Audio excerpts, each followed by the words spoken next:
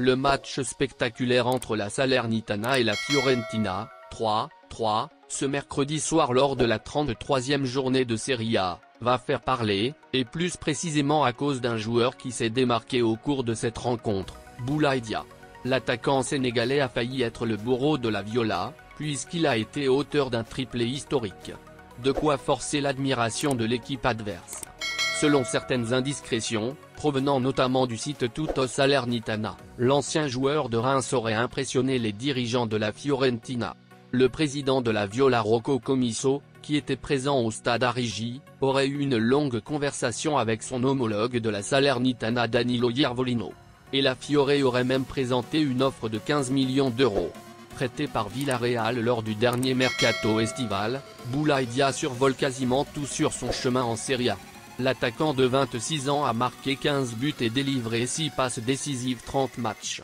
Des grosses prestations qui ont convaincu la Salernitana qui ne laissera pas Boulaye retourner en Espagne, puisque le club italien va exercer l'option d'achat de 12 millions d'euros qu'il dispose dans le transfert. Grâce à l'effort du président, à la volonté du staff et de Villarreal, tout le monde estime que le projet de Salernitana pouvait être approprié pour Boulaye Dia. Avec lui, nous avons un champion sûr et en dehors du terrain.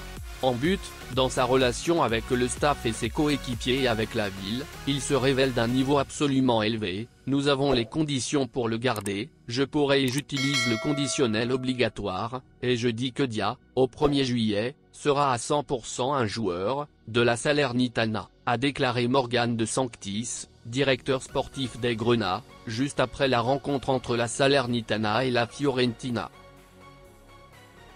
L'été dernier, Sadio Mané a décidé de relever un nouveau défi après 6 ans passés à Liverpool, où il a remporté tous les trophées possibles. L'attaquant sénégalais a signé un contrat de 3 ans en faveur du Bayern Munich. Cependant, seulement une année après son arrivée, le champion d'Afrique sénégalais devrait quitter le club bavarois. Gravement blessé en novembre dernier, l'ancien joueur de Southampton n'a jamais été en mesure de répondre aux attentes placées en lui. De plus, son altercation récente avec le roi Sané n'a pas été bénéfique pour lui. Par conséquent, un départ en fin de saison est envisagé. En effet, selon les informations de Bild publiées ce mercredi, Thomas Tuchel, après avoir examiné son effectif et les besoins de son équipe pour la saison prochaine, aurait décidé de ne pas retenir Sadio Mané cet été. Tout comme Serge Gnabry, l'attaquant sénégalais est placé sur la liste des joueurs susceptibles de quitter le club pour permettre au Bayern de financer l'arrivée d'autres recrues, notamment un attaquant de premier plan.